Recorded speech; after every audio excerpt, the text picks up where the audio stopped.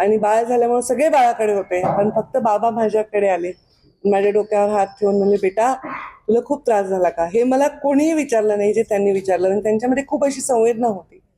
आम्ही जर झोपलेलो असो आमच्या रूममध्ये तर ते हळूच डोकावून बघायचे, हळूच दरवाजा बंद करायचे आणि त्यांना असं वाटायचं की डिस्टर्ब नाही केलं पाहिजे. इतकं ते आम्हाला सन्मान द्यायचे. एक मुलगी म्हणून जे सन्मानपूर्वक वागणूक मुंडे साहेबांनी आम्हाला दिली, ती वागणूक जर सर्व मुलींना त्यांच्या वडिलांनी दिली तर फार प्रगल्भ आणि कर्तृत्वान मुली घडतील असं मला वाटतं. पण गेले दशक झाले जयंती हा शब्द साहेबांच्या पुण्यस्मरणाला लागलेला आहे. खूप खूप आठवण येते त्यांची. थोडं अजून त्यांना ईश्वराने आयुष्य दिलं असतं तर खूप त्यांची जी स्वप्न होती ती त्यांना पूर्ण करता आली असती. आणि त्यांचे एकही स्वप्न स्वतःसाठी नव्हतं, समाजाच्या तळागाळातील लोकांसाठी काम करायची त्यांची खूप इच्छा होती.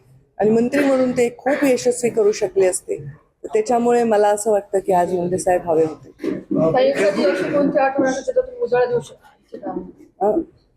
अशी एखादी कोणती आठवण दिला तुम्ही या प्रसंगी उजाळा देऊ इच्छिता? आता एवढ्या आठवणी आहेत त्यांच्या, काय म्हणून उजाळा देणार.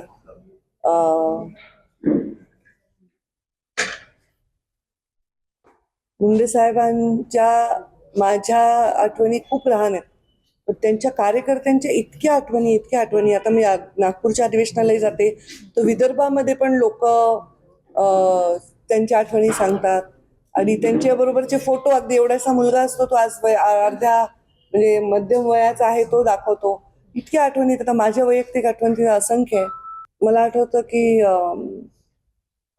अगदी वैयक्तिक आठवण आहे, मी माझ्या मुलाला जेव्हा जन्म दिला तेव्हा हे सगळे अमेरिकेला आले होते आणि बाळ झाल्यामुळे सगळे बाळाकडे होते, पण फक्त बाबा माझ्याकडे आले.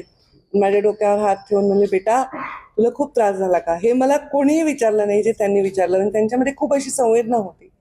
आम्ही जर झोपलेलो असो आमच्या रूममध्ये तर ते हळूच डोकावून बघायचे, हळूच दरवाजा बंद करायचे आणि त्यांना असं वाटायचं की डिस्टर्ब नाही केलं पाहिजे. इतकं ते आम्हाला सन्मान द्यायचे. एक मुलगी म्हणून जे सन्मानपूर्वक वागणूक मुंडे साहेबांनी आम्हाला दिली, ती वागणूक जर सर्व मुलींना त्यांच्या वडिलांनी दिली तर फार प्रगल्भ आणि कर्तृत्वान मुली घडतील असं मला वाटतं. खूप रिस्पेक्ट मुंडे साहेबांनी आम्हाला आमच्या जीवनात दिला, आमच्या निर्णयावर रिस्पेक्ट दिला आणि लाडही करून घेतला आमच्याकडून भरपूर. आमच्या घरातले सगळ्यात लाडकं बाळ असल्यासारखे मुंडे साहेब होते. आम्ही त्यांना खूप पॅम्परही करायचो. मला खरंच आज शब्द सापडत नाही एखादी गोष्ट सांगण्यासाठी, पण दुसऱ्याच्या वेदनेची त्यांना जाणीव होती. त्यांचा एक अपघात झाला होता तेव्हा त्यांच्या हातातला फ्रॅक्चर झालं होतं आणि मोठं ऑपरेशन झालं. त्याच्यातून ते मरता मरता वाचले मुंबईमध्ये. अपघात परळीत झाला होता आणि परळीत अपघात झाल्यानंतर जेव्हा ते त्या अपघातातून सावरले तर त्यांचा पहिला प्रश्न होता की जो गाडीसमोर आला तो मुलगा कसा आहे. त्यांनी स्वतःच्या वेदना सोडून त्या मुलाविषयी प्रश्न विचारला. पहिला प्रश्न, तो मुलगा कसा आहे, तो ठीक आहे ना, तो जिवंत आहे ना, त्याला काही लागलं नाही ना, त्याचा इलाज नीट करा. ही त्याची जी भावना होती ना.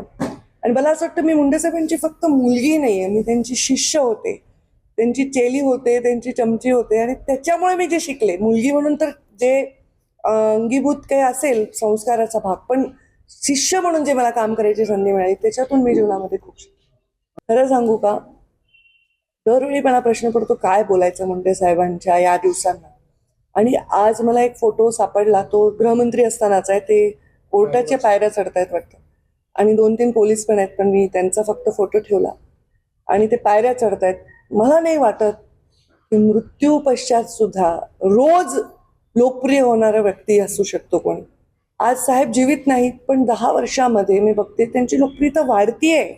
एखादा छोटा 2 वर्षाचा मुलगा तोत्र्या आवाजात म्हणतोय की मुंडे साहेबांची ही मुलगी आहे. अजूनही मला जेव्हा की मी 50शीला आले तर माझ्या परिचय काय ते ही मुंडे साहेबांची मुलगी 2 वर्षाच्या मुलाला आहे. ही लोकप्रियता अफाट आहे, लोकप्रियता अद्वितीय आहे. आणि ही मुंडे साहेबांची लोकप्रियता त्यांना खास बनवते की त्यांच्या मृत्यूच्या पश्चातही ते रोज एक पायरी लोकप्रियतेची चढत आहे. म्हणून मी तो आज इंस्टाग्रामवरती पोस्ट केली. आणि माझं फार आवडतं गाणं आहे राज कपूर यांच्या सिनेमातलं की जाने कहा गए वो दिन, तर त्या गाण्यातली ओळ मुंडे साहेबांना समर्पित केली. काही तुम्ही नेहमी म्हणत आलात की मी थकणार नाही, मी मातणार नाही, घेतलेला वसा टाकणार नाही. त्या वसेप्रमाणे तुम्ही तो वसा घेऊन पुढे आलात. आता तुम्ही ह्या काळामध्ये नवीन त्यांच्या स्मरणार्थ काय करणार आहात एक कार्य? आता मला काही करायची गरज नाहीये. मुंडे साहेबांच्यावर माझा काही काय म्हणतात कॉपीराईट नाही आहे. मुंडे साहेबांच्या विचारांचे असंख्य लोक आहेत, सगळ्या पक्षात आहेत, आणि ते जे जे सामाजिक सेवा करतील, जे वंचितांसाठी पीडितांसाठी करतील, ते मुंडे साहेबांसाठी एक श्रद्धांजली आदरांजली राहील.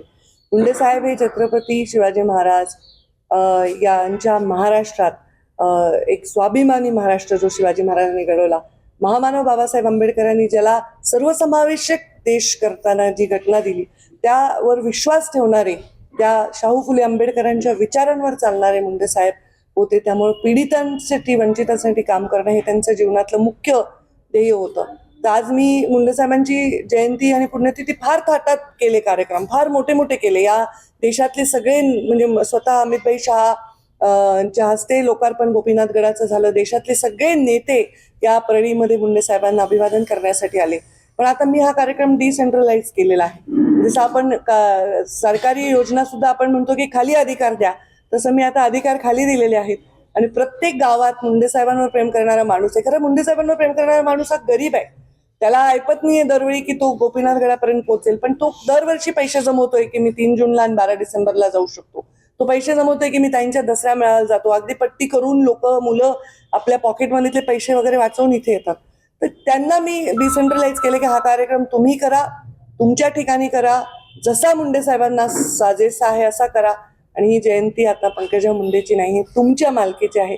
आणि मी असेन नसेन पण मुंडे साहेबांची जयंती ही मुंडे साहेबांवर प्रेम करणारी निष्पाप जनता आपापल्या दारात, आपापल्या घरात आणि आपापल्या गावात करेल त्याची किमया आहे. आणि म्हणूनच मी त्यांना ते आज पोस्ट समर्पित केलेली आहे की त्यांच्यावर खूप लोक प्रेम करतात. हे मुंडे साहेबांच्या जीवनातलं मला वाटतं सगळ्यात मोठी श्रीमंती आहे आणि मोठी त्यांची मिळकत आहे. अजून एक मुंडे साहेबांचं वैशिष्ट्य होतं, नैसर्गिक व्यक्ती होते. फार प्री प्लॅनिंग भाषण नाही, तर माझ्यामध्ये जे माझ्या मनाला येईल तेव्हा ते बोलील. पण ते बोलताना कोणालाही ओरखडा होईल असं कधी मुंडे साहेब बोलायचे नाही, कोणाला वाईट वाटेल असं बोलायचं. तो प्रयत्न जीवनामध्ये आमच्या सर्वांचा राहील की आमच्याकडून कोणाचं चांगलं एक वेळ कमी होईल पण वाईट कोणाचं होणार नाही, हे आमचा प्रवास आहे. मराठवाड्यामध्ये इतके बहुमूल्य नेते आपल्याला लाभले ज्यांनी देश पातळीवर नाव कमावलेलं आहे. सन्माननीय शिवाजीराव पाटील चाकूरकर हे अत्यंत सोज्वळ ऋषितुल्य असं राजकारणातलं व्यक्तिमत्व आहे. इतकं सोज्वळ व्यक्ती राजकारणात मी खरंच पाहिला नाही. म्हणजे आज त्यांच्या जाण्याने मराठवाड्याला एक फार मोठा हिरा मराठवाड्याने गमावला. मुंडे साहेब, विलासराव देशमुख आणि आता शिवराज पाटील, पण एकदम ऋषितुल्य हे व्यक्तिमत्व होतं, आहे आणि राहील. त्यांचं योगदान मराठवाड्याच्या, महाराष्ट्राच्या राजकारणामध्ये फार मोठं आहे. देशपातळीवर त्यांनी नाव कमावलेलं आहे. मी त्यांना मनापासून आदरांजली आणि श्रद्धांजली पूर्ण मुंडे कुटुंबियातर्फे व्यक्त करते. मी भेट सुद्धा घेणार. मी आत्ता जसं म्हणलं की कुठली गोष्ट माझी राहावी हे माझा प्रवास नाही. मुंडे साहेबांचे संस्कार असे की जी जनसामान्यांना, जास्तीत जास्त लोकांना जर फायदा होत असेल आणि आपल्या त्यागाने किंवा आपल्या अडचणीमुळे त्यांच्या कुठे अवरोध येत असेल तर त्याच्यात आपण योग्य निर्णय घेतला पाहिजे. तर एखादी गोष्ट माझी राहावी त्याच्यासाठी धडपड करणाऱ्यातली मी नाही. ती ज्यांची होती त्यांचीच आहे, फक्त पॅटर्न वेगळा आहे. आता शेतकऱ्यांचीच कारखाना आहे आणि शेतकऱ्यांसाठी आहे आणि तिथे क्रशिंग होत आहे. सगळ्यात जास्त क्रशिंग आपल्या कारखान्यात होत आहे, हे महत्वाचं आहे. तर बाकीच्या गोष्टी खोड्या करणारे लोक, हे शेतकरी त्यांच्यावर प्रचंड चिडलेले आहेत. आज शेतकऱ्यांना सर्वात जास्त समाधान आहे की आमचा ऊस जातोय. आज आमच्या गरीब भागातील शेतकऱ्यांचा ऊस जातोय.